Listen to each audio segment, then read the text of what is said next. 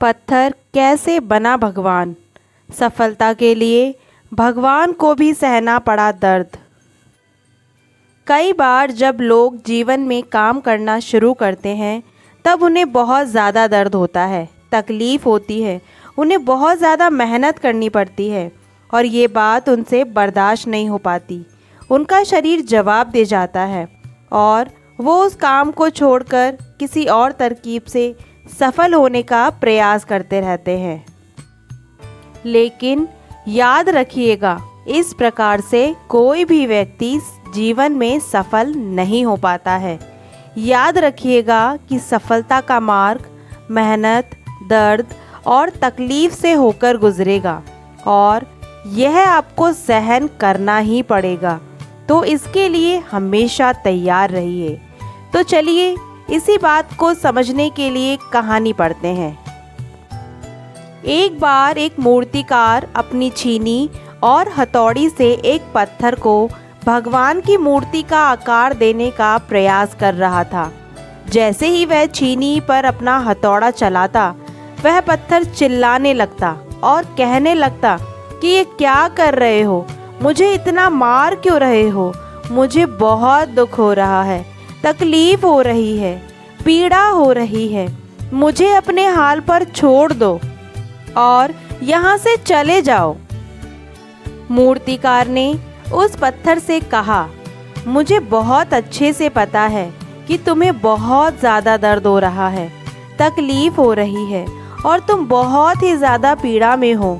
लेकिन यदि आज तुमने इस दर्द को नहीं सहा, इस तकलीफ को नहीं सहा, तो जीवन भर तुम यहीं इसी प्रकार से पड़े रहोगे। मुझे पता है कि तुम में आगे बढ़ने की अपार संभावना है। तुम एक बहुत अच्छे पत्थर हो, लेकिन यदि तुम इसी प्रकार से रहोगे तो कभी भी आगे नहीं बढ़ पाओगे। इतना कहकर मूर्तिकार औजार उठाए ही थे कि पत्थर फिर से चिल्लाने लगा, गिड़गिड़ाने लगा, विनती करने लगा कि मुझे अपने हाल पर छोड़ दो। मुझे पता है कि जीवन के लिए कौन सी चीज़ सही है और कौन सी चीज़ गलत है। मुझे बहुत ज़्यादा दर्द हो रहा है। अब मैं इस तकलीफ़ को बहुत ज़्यादा नहीं सहन कर सकता। मैं जिस हाल में हूँ बस वहीं छोड़कर यहाँ से चले जाओ। उस मूर्तिकार फिर से उस पत्थर को समझाने की कोशिश की।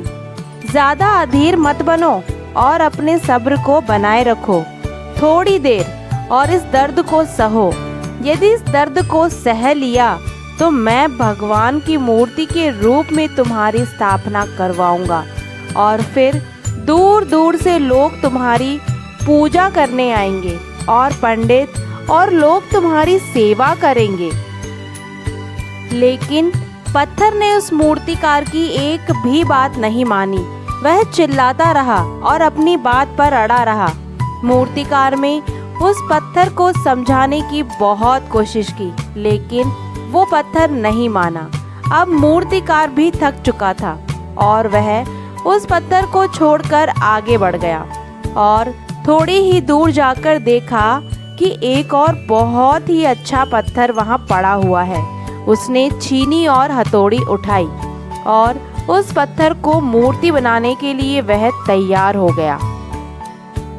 मूर्तिकार ने छीनी और हथौड़ी का वार दूसरे पत्थर पर जारी रखा।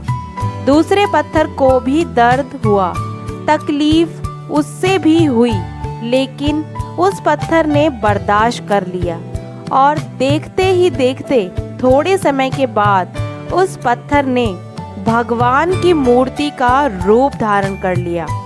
थोड़े दिन बाद उस मूर्ति की एक मंदिर में स्थापना हो गई। धीरे धीरे करके लोग वहाँ पूजा पाठ करने आने लगे। लोगों की मन्नतें वहाँ से पूरी होने लगी और वह मंदिर बहुत ही ज़्यादा प्रसिद्ध हो गया। अब धीरे धीरे करके दूर दूर के गांव से लोग वहाँ पूजा पाठ करने आने लगे। फिर एक दिन और उससे पत्थर को उसी मंदिर में लाया गया और उसे एक कोने में रख दिया गया।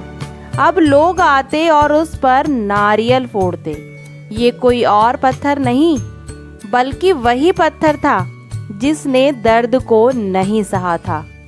अब वो पत्थर मन ही मन बहुत ज़्यादा पछता रहा था, दुखी हो रहा था और अपने आप से कह रहा था कि काश मैंने उस दिन उस दर्द को, उस तकलीफ़ को सह लिया होता तो आज लोग मेरी भी पूजा करते।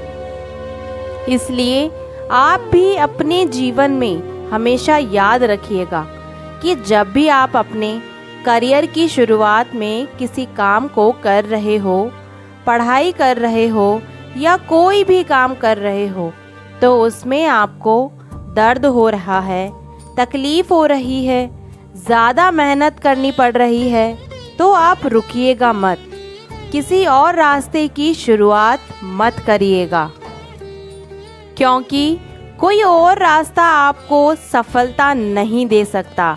आपको उस दर्द को, उस तकलीफ़ को सहना ही होगा और उस दर्द को, उस तकलीफ़ को सहकर आप ज़्यादा मजबूत बनेंगे और तभी आप अपने जीवन में आगे बढ़ पाएंगे। और जीवन में हमेशा याद रखिएगा कि आपको पहले पत्थर की तरह नहीं बल्कि दूसरे पत्थर की तरह बनना है। अगर ये सीख आपको अच्छी लगी तो प्लीज़ वीडियो को लाइक कीजिए और ज़्यादा से ज़्यादा शेयर कीजिए। ऐसी ही अच्छी बातों के लिए चैनल को सब्सक्राइब करके बेल नोटिफिकेशन ज़रूर ऑन कीजिएगा। Thank you so